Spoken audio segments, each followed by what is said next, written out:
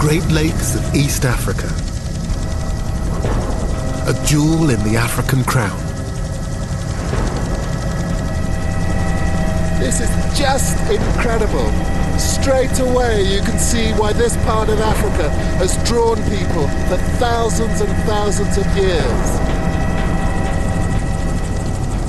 It's an area dominated by the largest tropical lake in the world, Lake Victoria. Even from up here, its scale is hard to grasp, but the fertility of the land around is clear to see. For centuries, people have fished these plentiful waters and cultivated the rich soil. But such abundance has brought with it strife. This region has been the site of intense rivalry and great power struggles. And it's a place whose history is still shrouded by legend and myth. We know less about Africa's past than almost anywhere else on Earth. But the scarcity of written records doesn't mean Africa lacks history.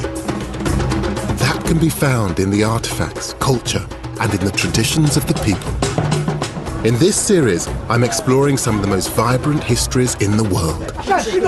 I've come to Uganda to find out how centuries of conflict have shaped this region of Africa.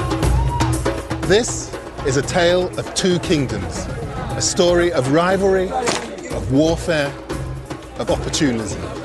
For over 200 years, the kingdoms of Bunyoro and Buganda jostled for position, competing for valuable resources and using history and mythology to make a claim on the land.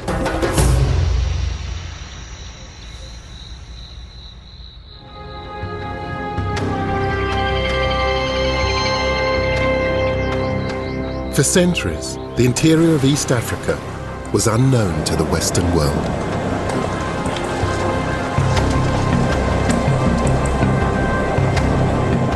But that changed in the 1860s, thanks to a geographical puzzle that had been the obsession of Europeans for decades. The European adventurers were all desperate to claim the glory that would come with the supposed discovery of one particular place. The accolade went to a young British soldier named John Hanning Speke. In 1862, he claimed he had discovered the source of the River Nile.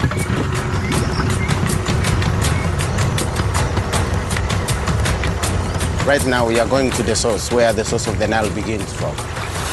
Speke had searched East Africa for 6 years, hoping to solve the mystery of where the Nile began. He was finally able to tell the outside world that the River Nile flowed out of Lake Victoria. A guide, James Bukoma, is taking me to the spot where the water starts its 4,132-mile journey to the Mediterranean. So this is the source of the Nile, James? This is the real point where the Nile gets the water from the lake. This is exactly where the Nile begins. This is the source? Here.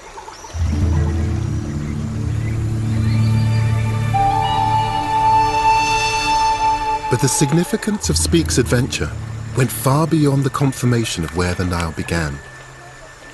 His journal is the earliest first-hand account of Buganda, the kingdom he found here. His excitement is plain from his description of Buganda's king, Mutesa I. A more theatrical sight I never saw.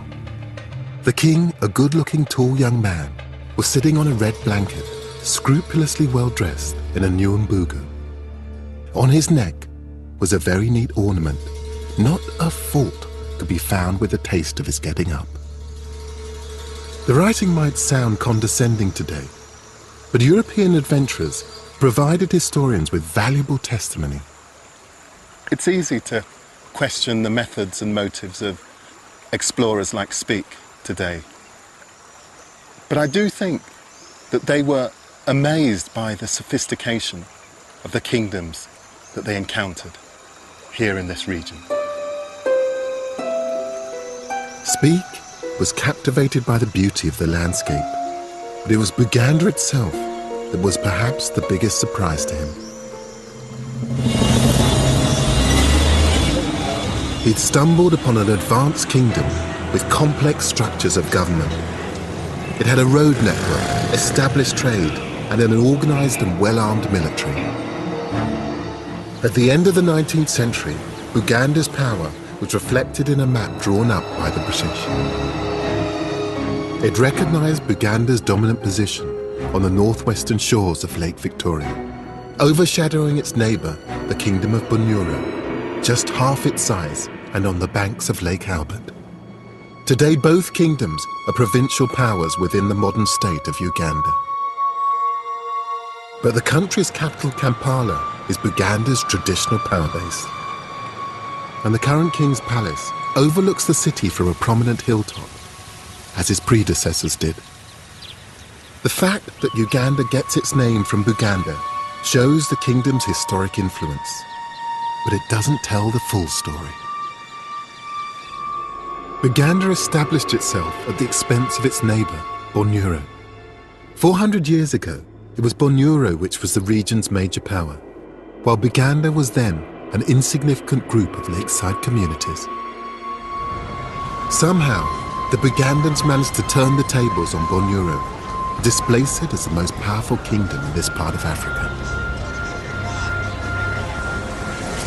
To understand how Buganda came to oust Bunyoro, you have to know more of the history of Bunyoro itself.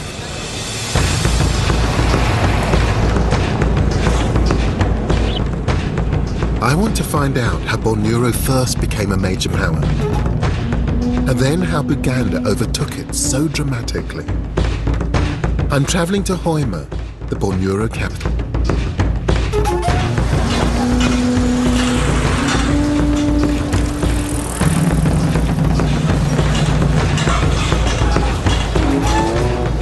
Compared to Kampala, Hoima's a fairly modest place.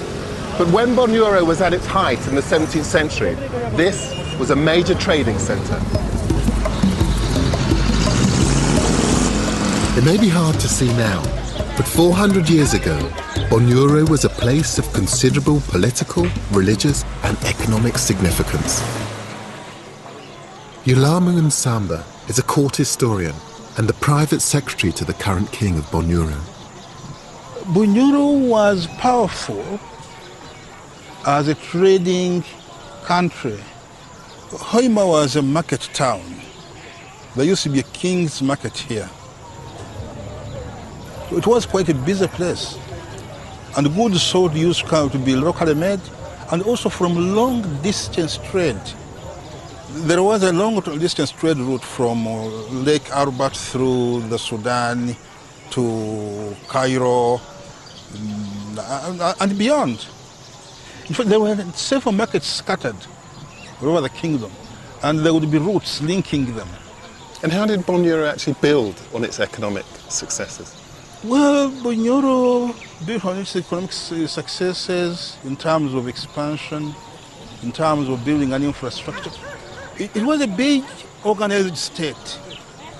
Although the borders kept on shifting, we know that from the clan affiliations and the scattering of the clans. You find that Bunyoro's clans are in places as far away as southern Tanzania. So there was a kind of political sophistication that had never really existed before in this region. Yes, there was for sure.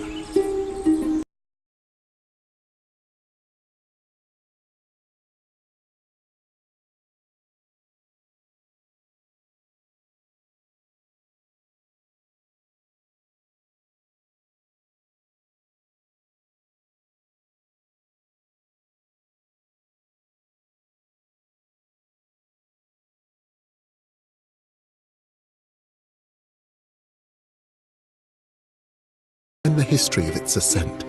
When a king sits here, for the first time, he's handed a number of articles to signify what his office is all about. One of the articles he's handed is a traditional hammer. That puts him in office as a head of all the metal workers in his kingdom. He is also handed a traditional hoe. And the message is, encourage your subjects to grow food. People should not starve. That's why you are a king. So all of these different things that they tell a particular kind of story, or they each add a different element to the story of Bunyoro. Each item here has a story to tell. The hoe, the hammer, the iron spears, they indicate aspects of the kingdom's power. But underpinning it all was something much greater. The kingdom of Bunyoro reached its height during the course of the 16th and 17th centuries, and it did so in part due to one crucial factor. Bunyoro claimed that it was directly descended from an ancient empire more powerful than any other in the region. It was called Kitara.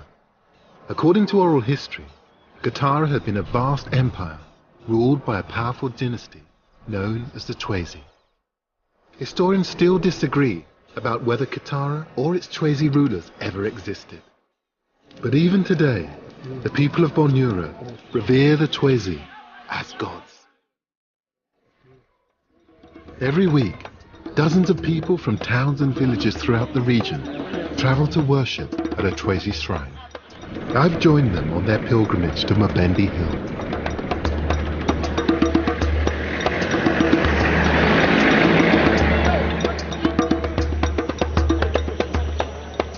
This sacred tree stands on what some believe to have been an ancient Chwezi settlement. Within each one of these buttresses is a different sub-shrine. And I think each one of these sub-shrines is dedicated to a different kind of prayer. The presiding spirit of the shrine is a Chwezi matriarch named Nakayima.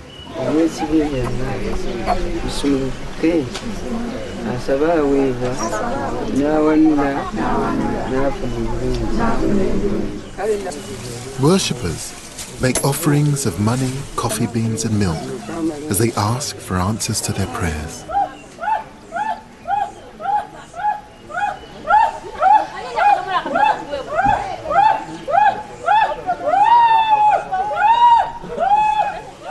This obviously really matters to people. I mean, the potency of this. This isn't a tradition frozen in aspect. This is still alive and well and celebrated. Since the earliest days of the Bunyoro kingdom in the 15th century, there seems to have been a strong belief in the Chwezi, whether or not they ever existed. There are those who think that they are real people who existed in this part of the region, which was called Kitara.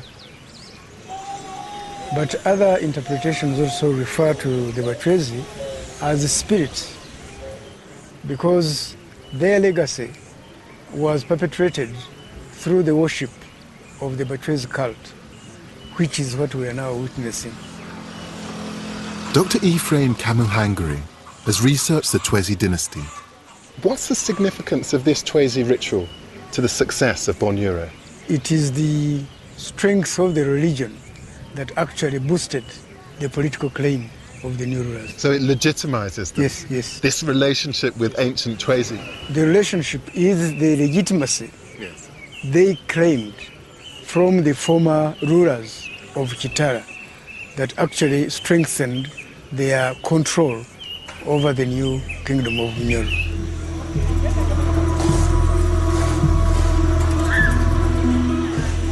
Bunyoro's claim to such an illustrious pedigree was vital.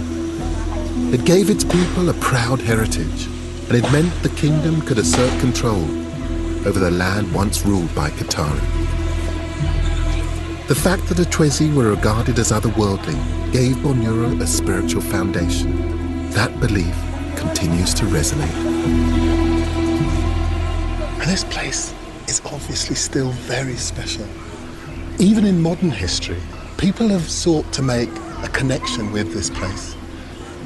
And today, it obviously still means an awful lot to a lot of people.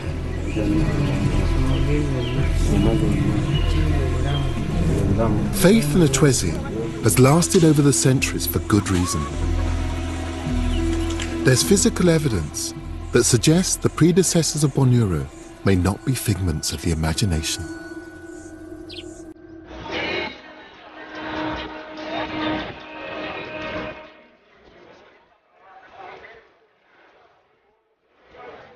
The Uganda Museum is one of the oldest in East Africa. It houses a range of extraordinary artifacts. Some historians say they prove the existence of the Chwezi. They may also cast light on the early days of Bunyoro. I persuaded the curator, Jacqueline Nyirachiza, to show me some of the treasures that fill the shelves behind the scenes. Okay, this is the store, archaeology store. Oh, Jackie, I love places like this. The contents of these boxes all come from a place called Ntuzi. It was a vast settlement, and possibly the home of the Chwezi. Some even say that Ntuzi was the capital of the legendary kingdom of Kitara. And how old is this, Jackie? We think that it's like 700 years ago. Yeah, because these sites have been in existence like 700 to 900 years ago. I mean, the glorious thing about it is that you can see how someone has pushed into the still drying surface a piece of cloth. And it gives a sense. This must be street roulette, yes. Yes, which is still dated in the same period. Yes.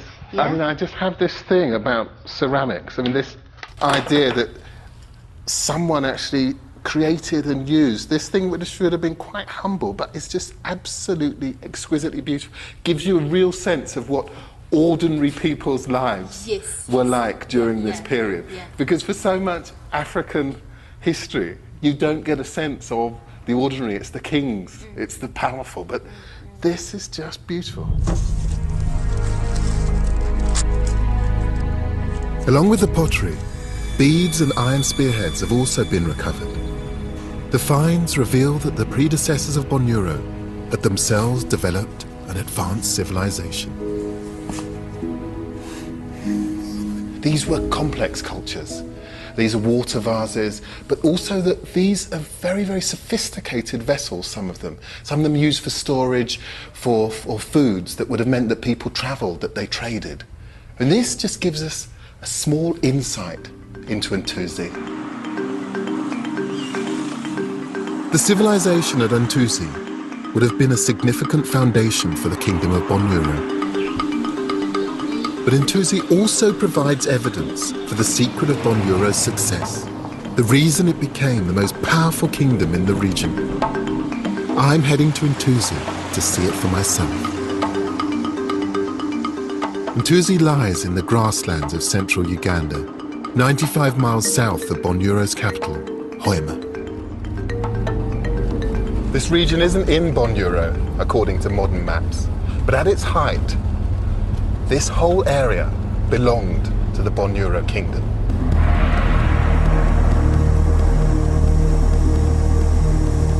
And it was here, at a time when most historians thought Kitara and their Chwezi rulers was simply a myth, that a discovery was made that forced them to reconsider.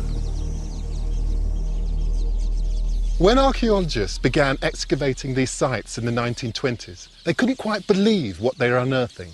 An ancient organised society that dated back 1,000 years.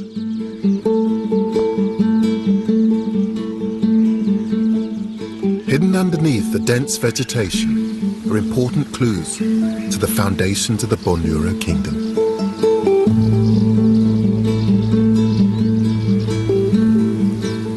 Archaeologist Dismas Ongwen has carried out excavations at this site. Everywhere you move, you see the archaeology of the area. And everywhere you go, you find either iron slug like this, you find pottery. Yeah, just look over here. You find there's massive evidence of pottery. There are artifacts strewn for miles around.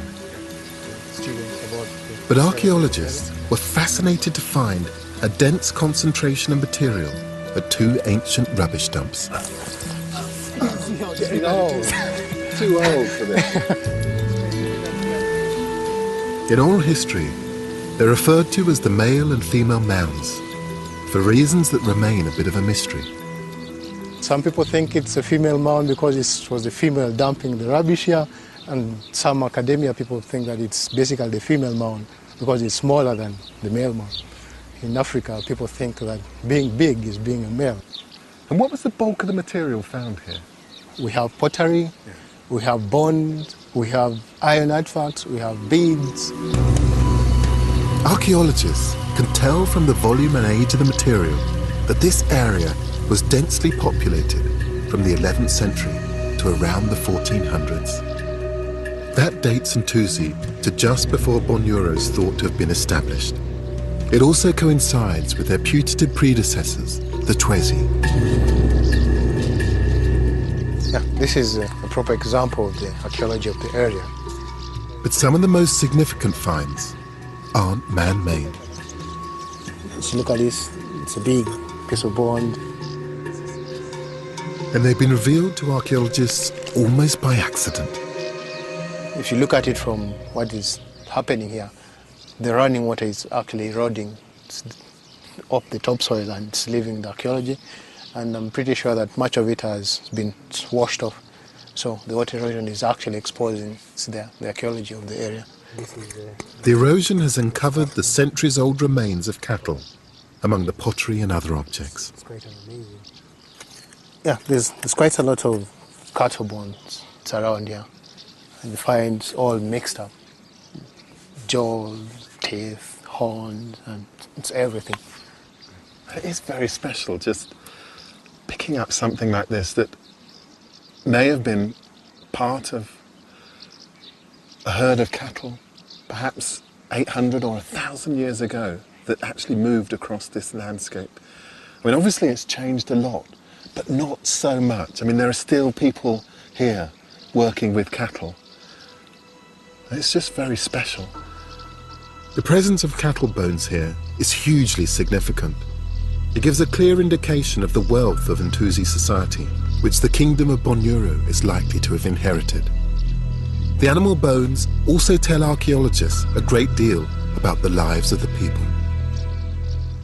First of all, these were cattle herders, and they are looking after cattle in big numbers. And actually, if you look at some of the bones that we find around, we find there is evidence that they were actually slaughtering the younger bulls. That means they were doing it selectively, maybe to promote a particular breed of animals that they had. So these people were actually very smart in what they are doing. Most communities in East Africa at this time would have shared just 1 or 2 cows. Evidence at Ntuzi shows that Bunyoro's predecessors had vast numbers of cattle. It might explain why a belief endured in the kingdom that the Twezi had been great providers.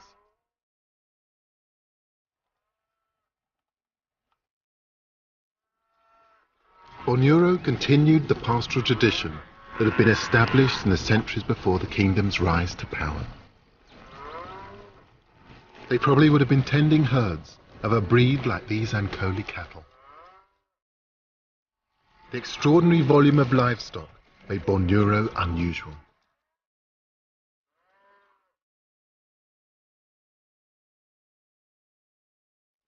There was a reason why Bunyoro could maintain vast herds of cattle. The Bunyoro had a mineral that was vital for the welfare of people and cattle alike. The Bunyoro had salt.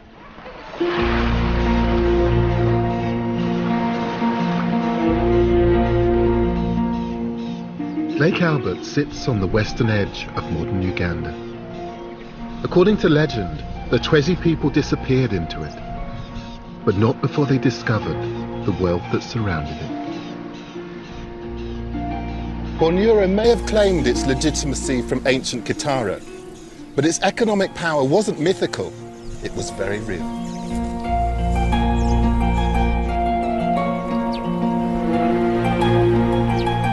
The hot springs that flow into this lake provided Bunyoro's valuable mineral, salt, essential to all animal life, enabled the kingdom to grow in strength. Healthy herds, in turn, provided more food and helped the kingdom to prosper. Good morning. How does this work?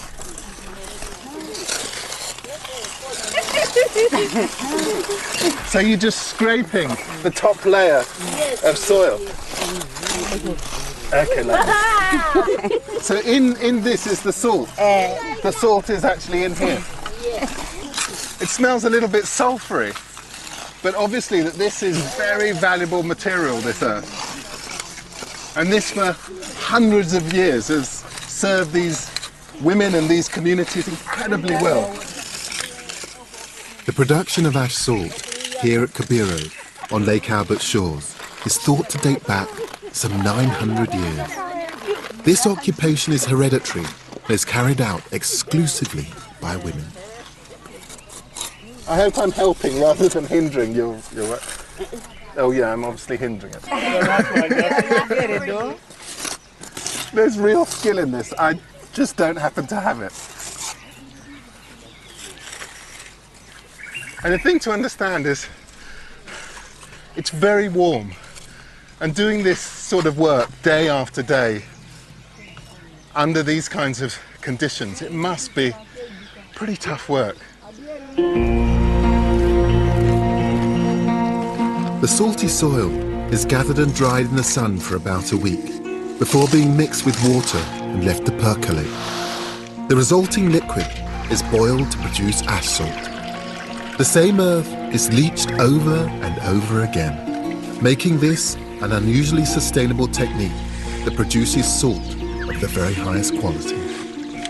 This has probably gone on unchanged for hundreds, perhaps thousands of years on this very spot. This is a valuable product coming right up out of the very ground itself. And this salt was just so important to the success of the Bunyoro kingdom.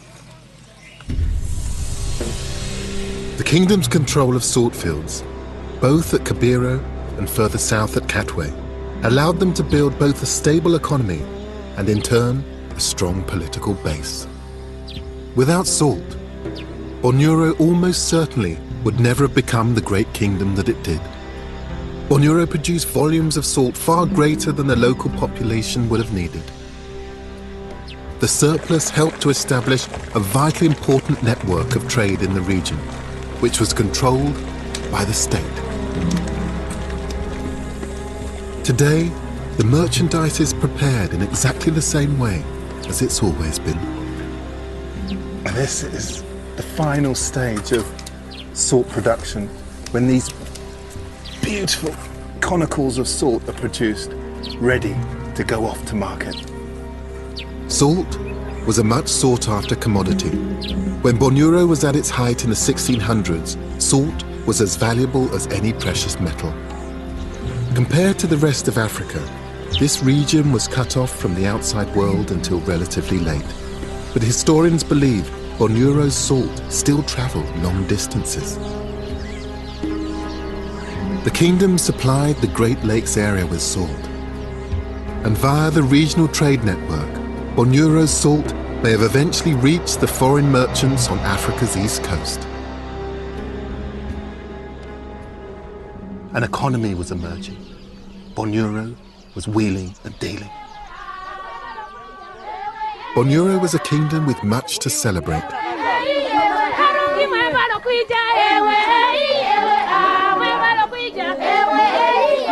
As trading evolved and markets grew, the people of the Bunyoro kingdom turned to their traditional crafts for more commodities to sell. Bunyoro's metalcraft was renowned. Its blacksmiths made the king's symbolic hammer and hoe, and there was a demand for Bunyoro's iron products throughout the region. The blacksmith's expertise is acknowledged at festivals such as this one, which celebrates the lunar cycle. The new moon rises at midnight tonight, and it's a time of renewal. It's meant to be a period when the women menstruate, but it's also a time when the blacksmiths have special power.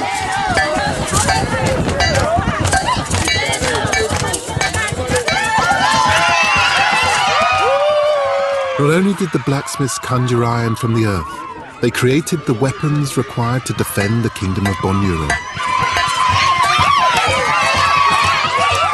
And by its height in the 17th century, Bunyoro's assets were the envy of its neighbours.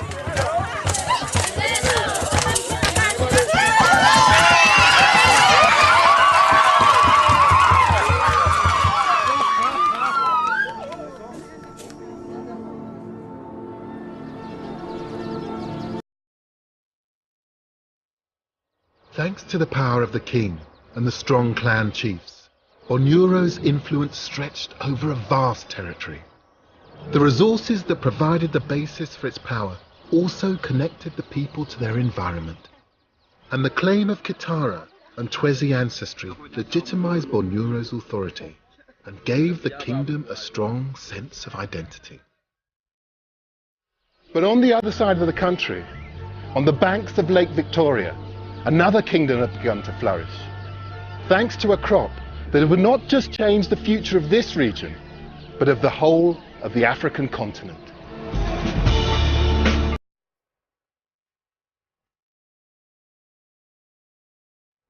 The kingdom of Buganda began as small groups of clans who cultivated land by Lake Victoria. Their metamorphosis from a handful of communities to a powerful kingdom was thanks in part to a humble food crop, the banana.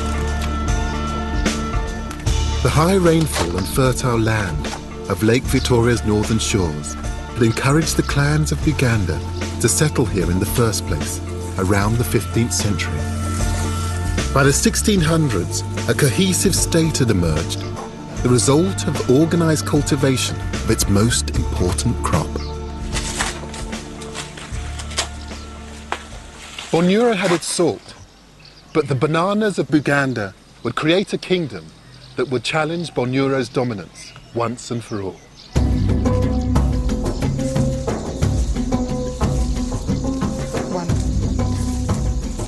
So we're going this way? We're going this way. So these are the banana trees. Ah, bananas at last, Sempek. I was beginning to worry that we'd missed the season, because this is obviously that most of them have been harvested already.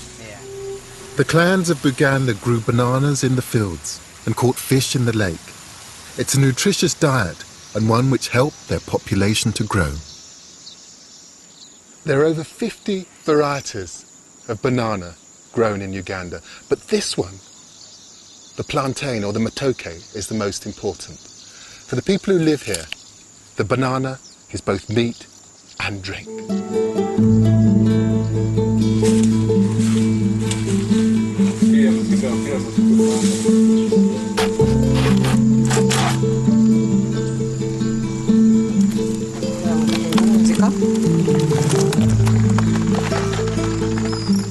How wonderful. So the whole tree has to come down to harvest the banana. You get a sense of how important these are, that they're not just crops to be eaten. For the Buganda people of the 17th and 18th centuries, the banana was revolutionary. It not only fed them, but its leaves thatched their houses, its fibrous stalks were used to make cord, and its stems were used to build their defences. Lirina omugaso munene nnyo kwegamba mu bulamu bwaffe nga ffe Abaganda. Gamba lituwa amaanyi ffe oba lituwa amaanyi. Lituwoomera nnyo nnyo nnyo. Mmere tuwoomera nnyo eno. The banana and its related products quickly became commodities, which the clans of Buganda traded in the regional economy, just as Bunyoro had done with salt. And it's still part of the staple diet of the region today. I've had plantain before, but this is matoke, cooked the traditional Ugandan way. I can't wait. Oh, what a glorious smell. Oh, that looks lovely. It's very delicious. Absolutely wonderful. Thank you. Liwooma munnange bwe lityo.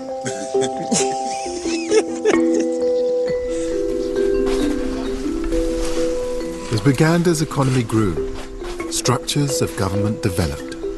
The early clan chiefs held much power, with the king merely the most senior among them. But gradually, power centralized with the monarch, and he became much more than the first among equals. The loyalty of the clans was assured, however. The king took wives from different clans, meaning his successor could come from any clan in the kingdom. And the clans remained vitally important to Buganda.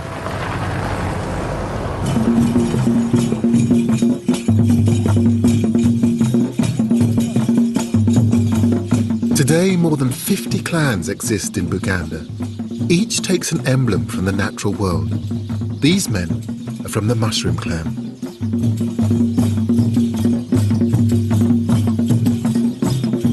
The role of Buganda's clans now is to safeguard the kingdom's cultural heritage.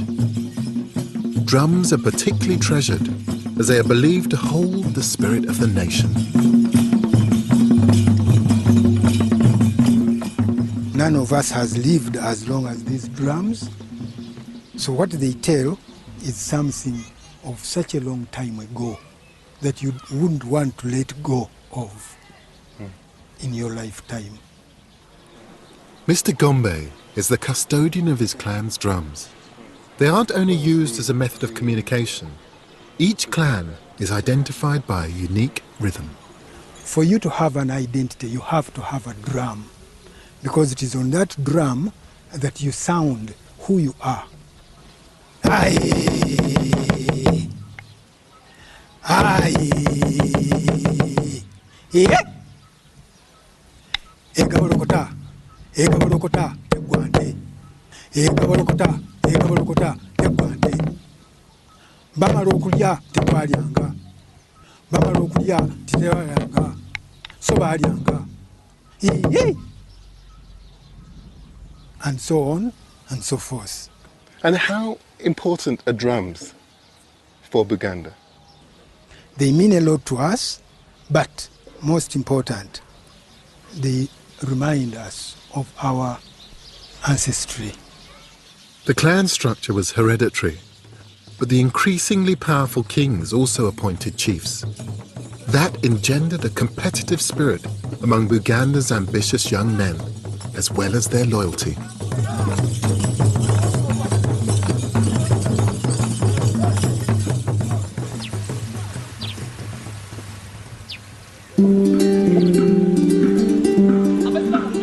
The 18th century Buganda had a stable economic base and a growing centralized government. It was self-confident and ambitious, keen to make the most of its resources and perhaps also to reinforce a sense of nationhood. It chose a special cloth which was associated with Buganda royalty. Come down here to Nsangwa. There's a family down here who've been making bark cloth for Buganda kings for generations.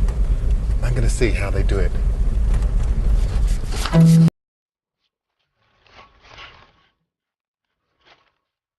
Bark cloth is made from various types of fig tree. It has long been a symbol of the Kingdom of Buganda. Omutaka Kabugoza is the official maker of royal bark cloth. Abekika eky'engonge ffe twazuula omutuba ogukoma gwako.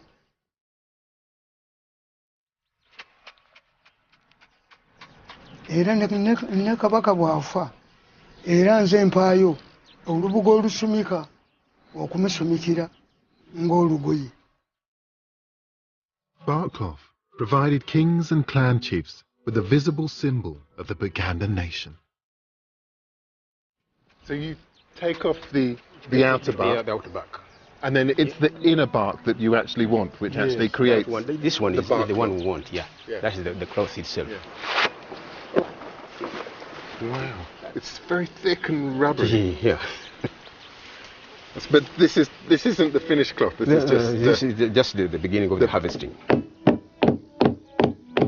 The value of bark cloth was more than symbolic.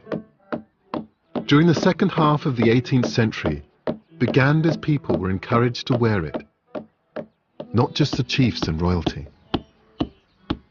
A nationwide industry took off, and the material was renowned among Buganda's neighbours. It's lovely work to do because the results are just so immediate. You can see the fibres already beginning to separate and widen, and it's beginning to feel a little bit more like cloth. The desire to increase bark cloth production had a profound effect. Buganda expanded its territory to acquire new lands on which to plant fig trees, and its aggressive approach to commerce meant its influence in the region grew. It's actually products like bark cloth that allow Buganda to forge a cultural identity. But it also allows them to participate in new emerging economies.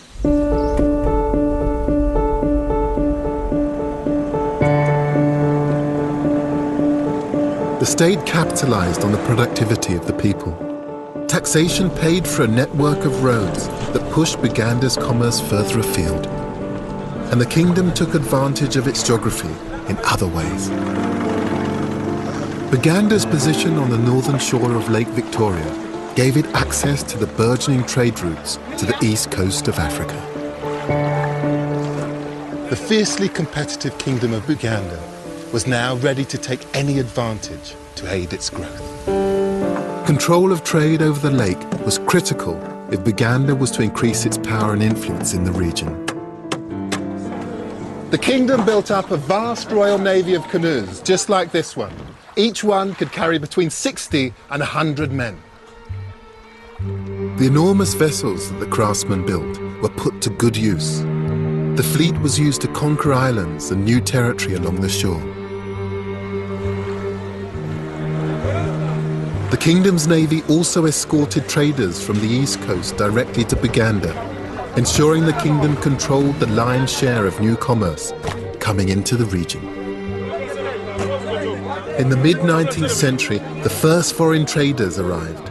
Swahili and Arab merchants were interested in ivory and slaves.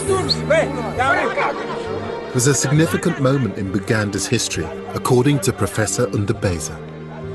The arrival of Swahili and Arab traders from the East African coast had great impact. One, they brought in guns that tilted the balance of power in favor of Buganda because it controlled that trade from the East African coast. Two, they brought in goods that had not been in this region and were sought after. So the Buganda kingdom controlled this new trade. So this was a formidable culture, both in terms of trading, but also in terms of military might. It was actually an organized state that could organize law and order and had at one time a standing army, and it could defend the lives and property of its people. So it was a state, although not exactly in the modern sense of the word, but it was a state that could organize such a big force, feed it, and manage to control it and command it. The point, however, is that Buganda kingdom could amass such a force in that period without any external assistance, which demonstrates that Africans, before the coming in of foreigners, were organized and could amass a standing army of such a big force and deploy it at any one time.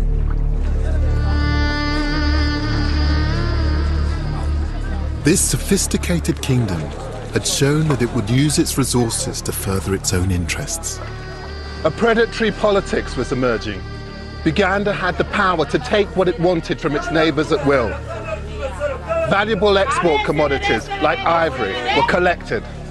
Buganda was on the make. For 200 years, Buganda had lived in the shadow of its more powerful neighbour, Bunyoro. Now Buganda was ready to seize any opportunity to replace Bunyoro as the region's greatest kingdom. While the kingdom of Buganda had developed and grown, Bunyoro had also continued to trade and prosper. But unlike its neighbour, Bunyoro had not centralised political power, and the clan chiefs still held a great deal of authority. The structure of Bunyoro's royal succession meant that the clan chiefs could contest the throne. The kingdom became mired in a series of internal divisions and wars of succession. the once great kingdom was in decline.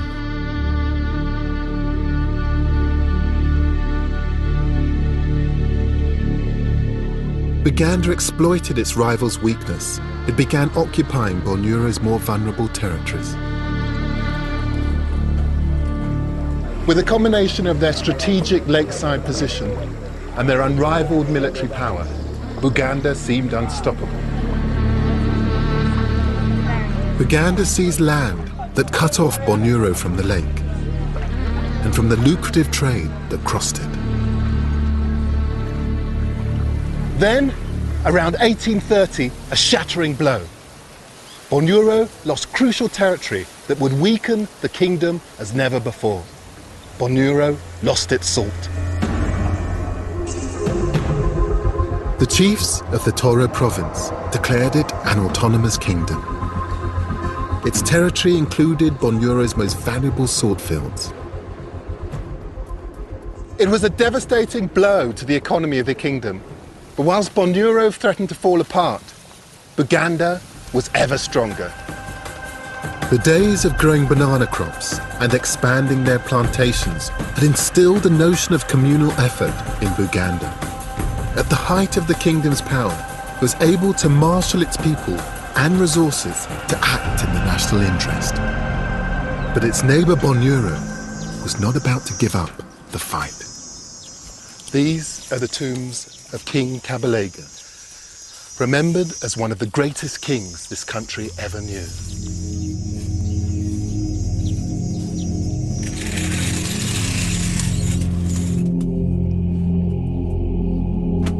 In 1869, Kabalega took the Bunyoro throne. He rallied the kingdom's forces and began pushing Buganda back to its original borders. Oh, this place. And there's a real poignancy to this gravesite. He's actually buried down in a chamber beneath here. But up at the top level, you can see that they've marked the spot with 9 hoes. And I think iron is so important to people here. It's just wonderful. These are his personal effects. There are things like spears. There are shields that would have been used in battle. This was a man who, he fought for this place himself. Kabalega reinforced the trade routes that brought firearms into Bunyoro. That strengthened the kingdom and challenged Buganda's trade position. His actions gave him heroic status. I think because he brought a kind of renewed sense of confidence to Bunyoro. It was a sort of last stand. And obviously he's still loved. I mean, look, these things are still venerated. And in a way they tell the story of Bunyoro. Under Kabalega, Bunyoro was once again a force to be reckoned with. The kingdoms were toe-to-toe. And into this volatile situation, new players arrived, the European explorers.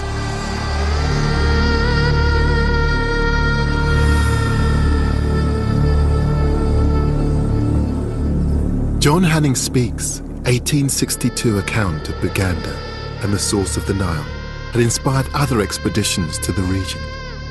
In 1874, Henry Morton Stanley was making his own journey across the continent, 3 years after he'd found David Livingstone.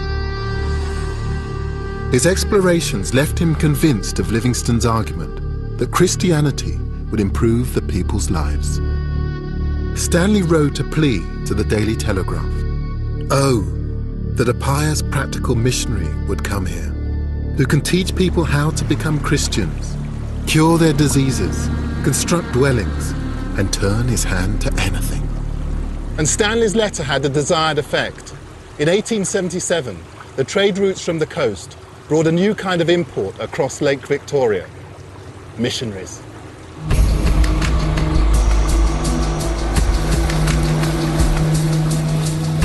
The arrival of missionaries in Buganda had profound implications for the kingdom and its rival. The missionaries discovered a country full of willing converts.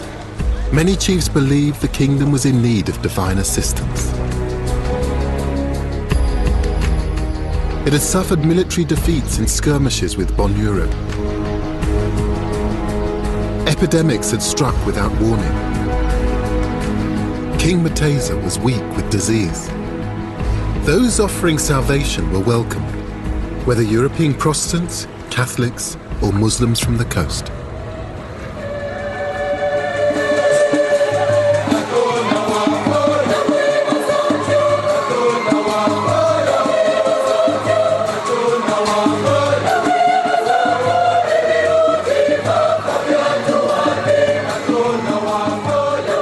Religious conversion didn't result in peace and goodwill, however.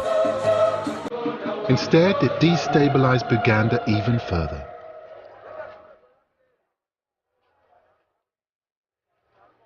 I'm on the outskirts of the capital city, Kampala, to witness one of the country's biggest annual Christian holidays, Martyrs' Day.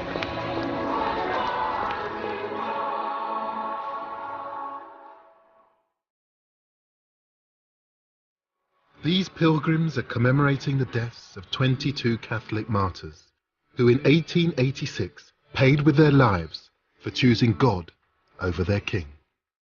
Their executions were followed by those of 23 Protestants.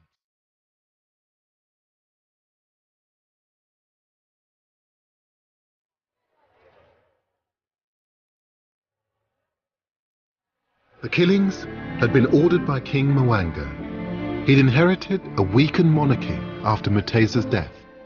His assertion of authority was an attempt to control the religious factions that were now competing at Buganda's court.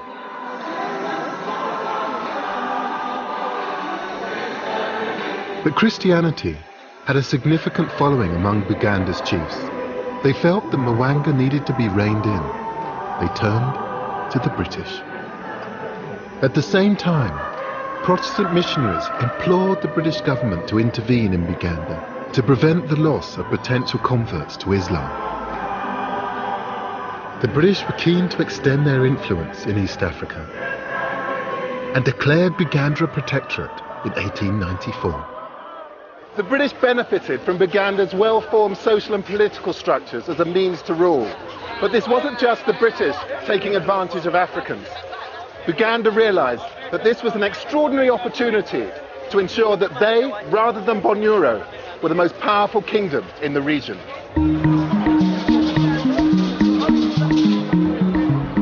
For the chiefs of Buganda, the alliance with the British was a marriage of convenience.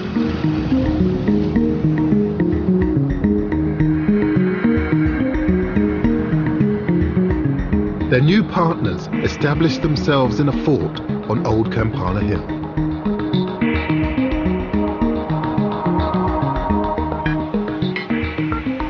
And so there was actually a flag that sat over a building on this site? Yes.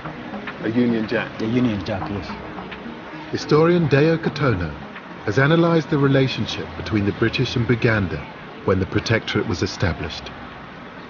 I think the protectorate was a benefit for both parties because for one part, for Buganda, it helped them to stabilize, to create a new foundation for the kingdom in Buganda.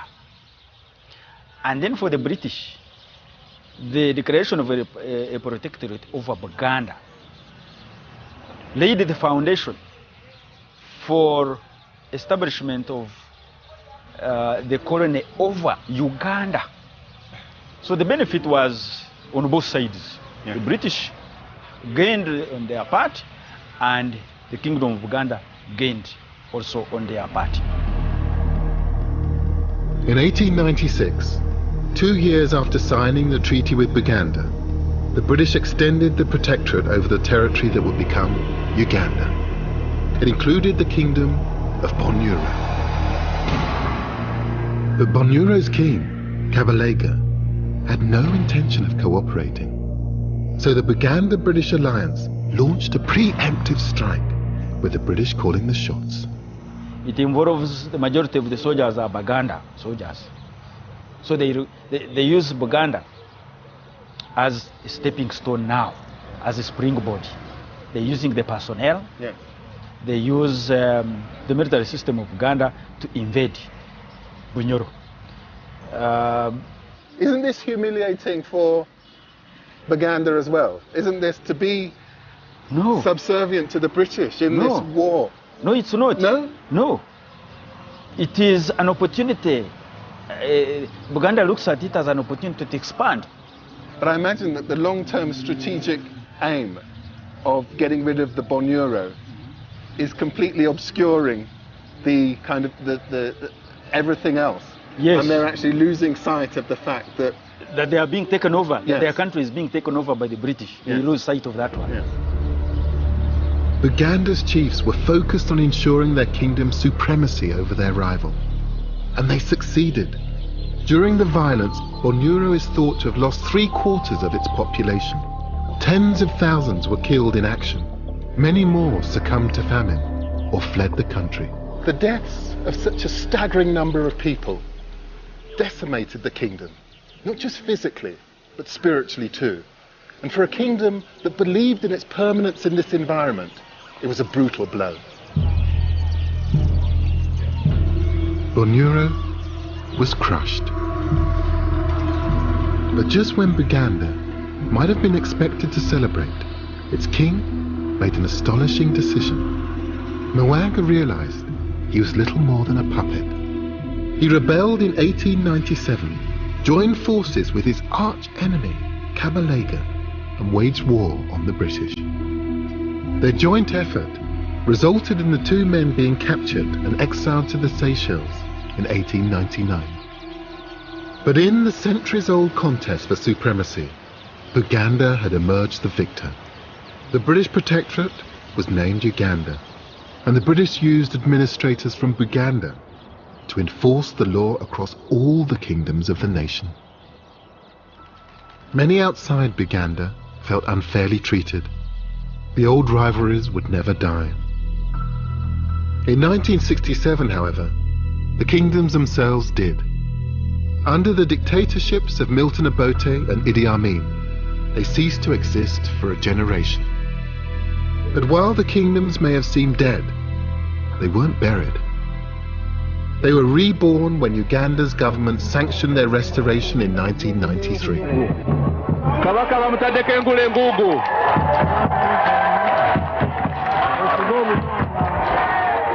In both Buganda and Bunyoro, there was common cause for celebration.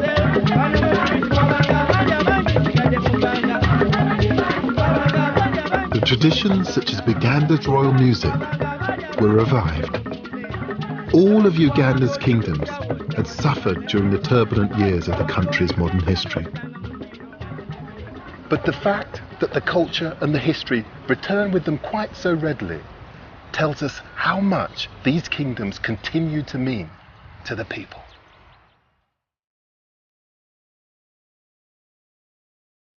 And although that was the last in the current series of Lost Kingdoms of Africa, Series 1 is now available on DVD.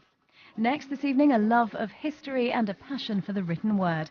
How a group of Bosnians determined to save an important library in the midst of a bitter war, in The Love of Books.